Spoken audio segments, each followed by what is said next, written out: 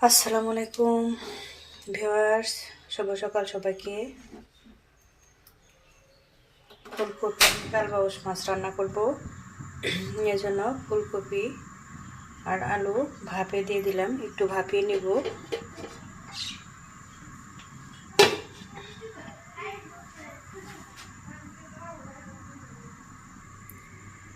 এদিকে এই যে নতুন আলু ভর্তা করব, সেজন্য সিদ্ধ করে নিলাম। সাথে কাঁচামরিচও সিদ্ধ দিয়েছি, পেঁয়াজ কেটে নিয়েছি। এখন ভর্তা করে নেব।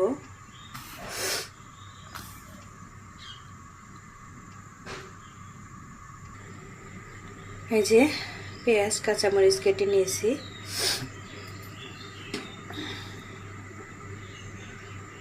এদিকে ফুলকপি ভাপে দিয়ে দিয়েছি, প্রায় ভাপ হয়ে আসছে, আর একটু সময় লাগবে।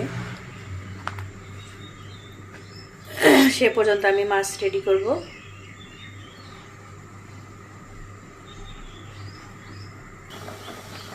এই তো ভাত দেওয়া হয়ে গেল। শীতের দিন সব কিছু ঠান্ডা হয়ে থাকে, এই জন্য সময় একটু বেশি লাগে বলক আসতে। এখন এগুলো পানির থেকে ছেঁকে নিয়ে আলাদা করে রাখবো।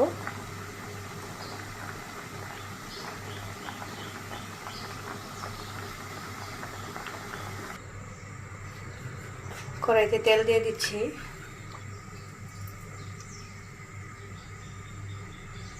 যেহেতু বড় মাছ রান্না করবো, ওই জন্য তেল একটু বেশি দেওয়া লাগে।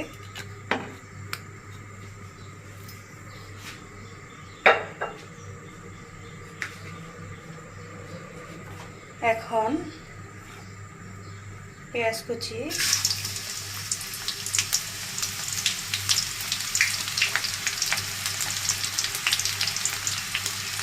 আর কাঁচামরিচ ফেলে দিয়ে দিচ্ছি।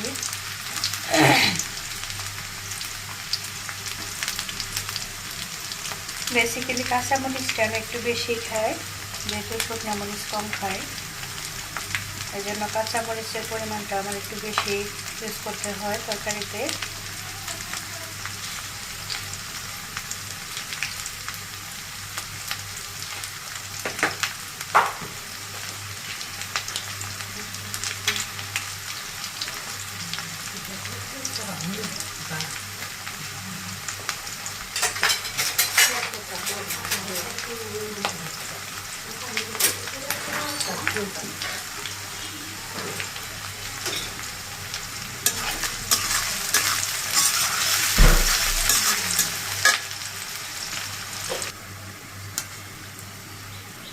মাছ কষিয়ে নিব, এই জন্য মশলার মধ্যে মাছ দিয়ে দিচ্ছি।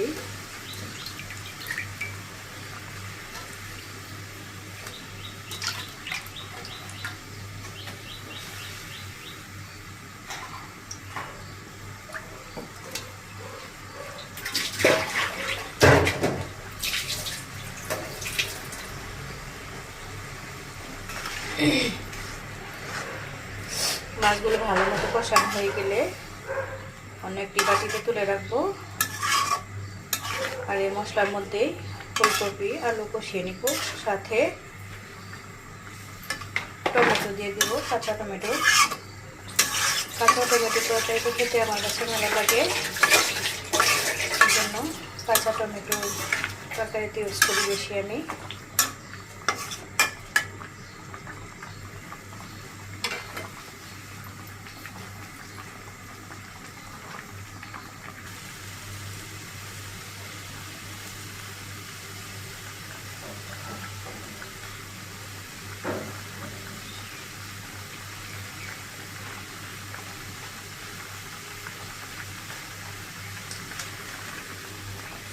যে মাছ কষানো হয়ে গেছে, মাছগুলো অন্য একটি বাটিতে তুলে রাখলাম।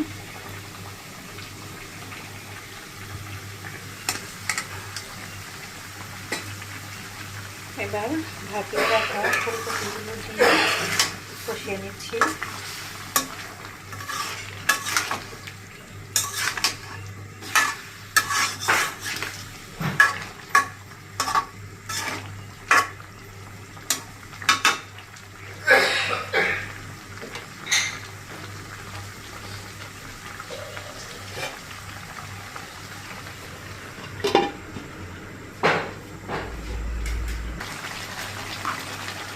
কাঁচা টমেটো দিয়ে দিচ্ছি খালি করে।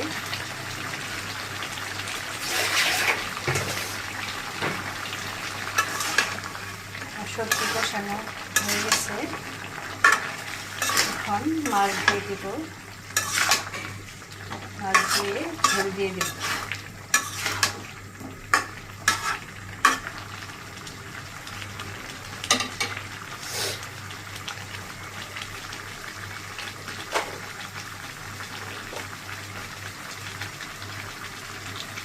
তাহলে সেই রাঁধুনি গুঁড়া মশলা দিয়ে দিচ্ছি।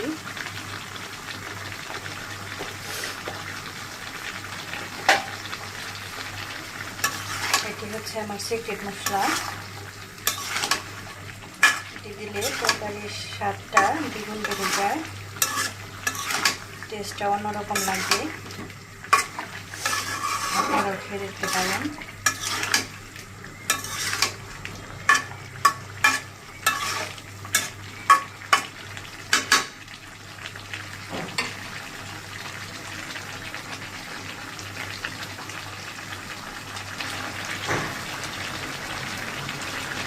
এবার মাছ দিয়ে দিচ্ছি।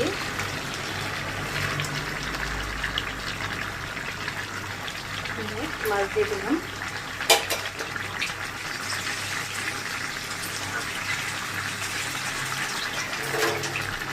ঝোল দিয়ে দিব।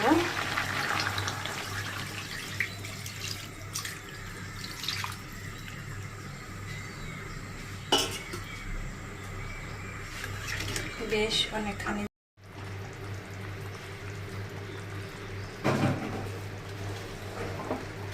তরকারি হয়ে গেল। সো ভিউয়ার্স, কেমন লাগলো আপনাদের কমেন্টে জানাবেন। ভালো থাকবেন সবাই, দিন কাটুক নিরাপদে, সুস্থ থাকুন। Thanks for watching. আল্লাহ হাফেজ।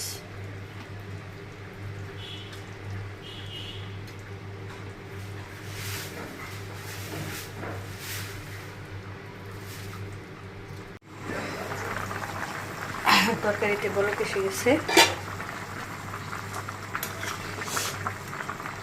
আর খুব একটা সময় লাগবে না।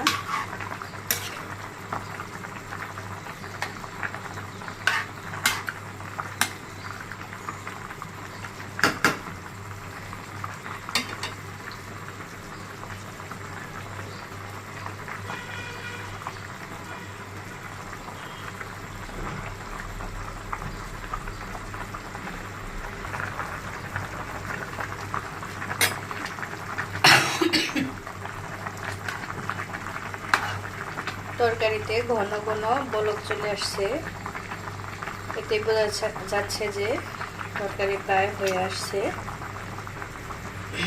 আরও কিছুক্ষণ ঢেকে রান্না করব।